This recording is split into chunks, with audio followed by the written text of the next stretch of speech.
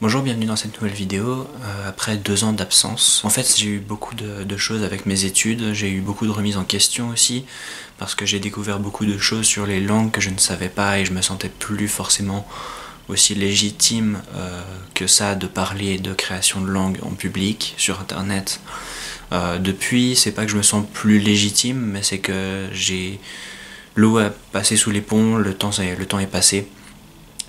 Et aujourd'hui, je me sens de recommencer à partager ma passion avec vous.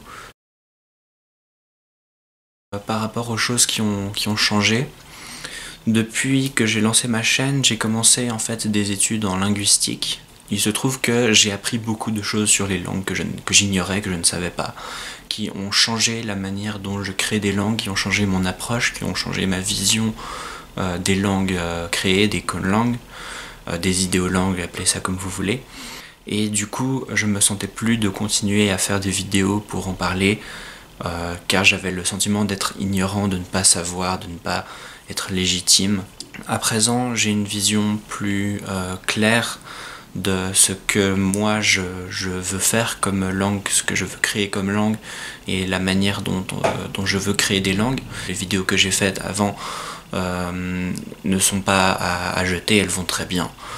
C'est juste peut-être que j'ai dit certaines choses sur lesquelles je reviendrai par l'avenir. Je vais reprendre ma chaîne, je vais continuer à faire des vidéos, je ne sais pas à quel rythme, je ne veux pas m'imposer de rythme, mais il y aura des nouvelles vidéos.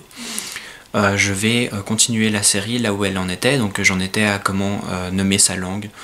J'ai parlé des sons, j'ai parlé des mots, je vais revenir un peu sur les premières vidéos que j'ai faites, je vais revenir en faisant une seule vidéo qui va expliquer comment créer une langue, comment créer les bases, comment créer les sons, comment créer des mots, parce que tout ça en fait est beaucoup plus intriqué, en tout cas je le vois comme quelque chose de beaucoup plus intriqué que je le voyais.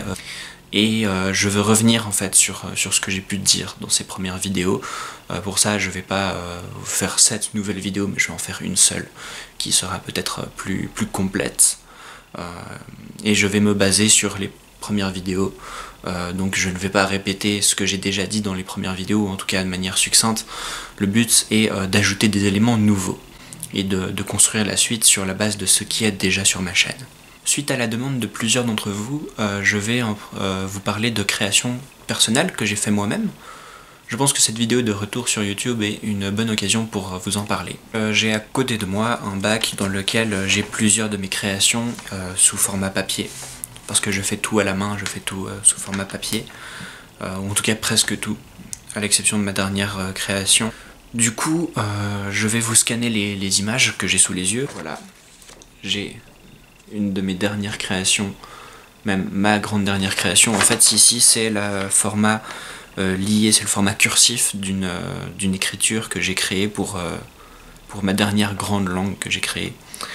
Du coup, je vais vous scanner cette image pour que vous puissiez la voir. Donc en fait, ce qu'il faut savoir, c'est que c'est un abogida comme système d'écriture, c'est-à-dire c'est pas exactement un alphabet où on écrit les consonnes et les voyelles les unes à la suite des autres. On va écrire les voyelles par-dessus ou par-dessous les consonnes, par exemple comme ça se fait en hindi, comme ça se fait en ge'ez, je crois, sauf erreur, je sais pas si je prononce correctement ces noms.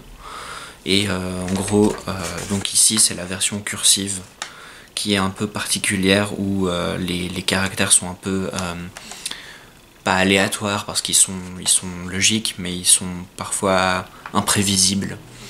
Et du coup, c'est un système d'écriture qui, si on continue à le faire évoluer, pourrait évoluer peut-être vers un système de syllabaire. Donc je vais vous montrer maintenant la version non cursive de ce système d'écriture, vu que je vous l'ai montré. Alors... donc je cherche encore on va dire la version non cursive du système d'écriture. Mais en attendant, voilà à quoi peuvent ressembler ces lettres quand elles sont liées les unes aux autres. Voilà.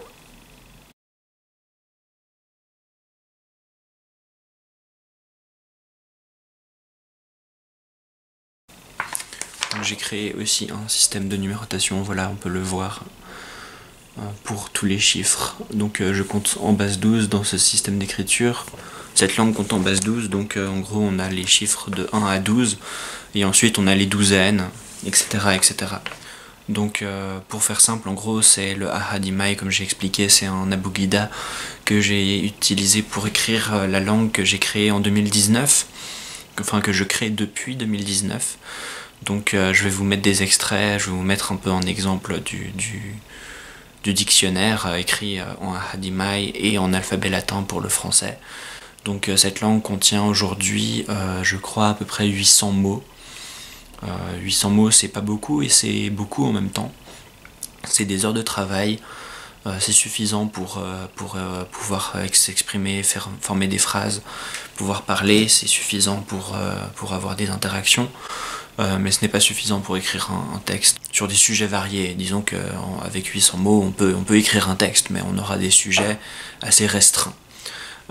Donc pour ceux qui se poseraient la question, malgré ma dernière vidéo, cette langue n'a pas de nom. Je n'ai pas donné de nom à cette langue pour, on va dire, son nom de création, c'est Langue 2019. J'avais pas trop d'inspiration, j'ai pas voulu chercher à créer de nom pour cette langue, je ne ressens pas le besoin, c'est aussi une possibilité. Petit souci technique pour cette fin de vidéo, ma caméra a rendu l'âme, donc je vous mets quelques exemples de mes créations encore. Et si cette vidéo vous a plu, je vous invite à vous abonner, à la liker, et on se retrouve pour la prochaine vidéo. Ciao ciao.